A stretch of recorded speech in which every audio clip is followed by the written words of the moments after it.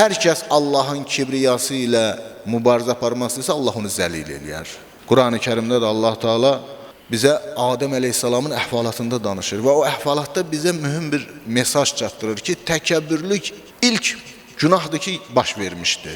Yəni, ən birinci günah hansı olub? Təkəbbürlük olub. Biz mələklərə dedik, Adəmə səcdə edin. Onlar hamısı səcdə etdilər. İblisdən başqa.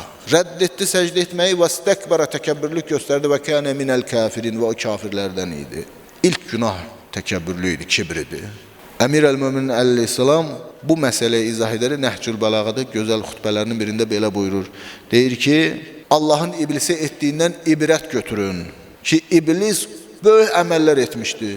6000 il Allaha səcdə etmişdi, ibadət etmişdi. Hələ deyir, bilinmir bu 6000 il dünyanın ili idi, yoxsa axirət illərindəndir. Bir saatlıq, bir anlıq təkəbbürlə bütün əməllərini puç elədi. Deyir, heç kəs fikirləşməsin ki, İblis kimi mələklər məqamına gəlib çatmış bir varlıq ki, bu təkəbbürlük Allah bunu qovdu dərgahdan. Kimsə indi bəşər övladından kimsə təkəbbürlük edəcək və Allah onu cənnətə daxil edəcək. Deyir, o da belə olmayacaq deyir.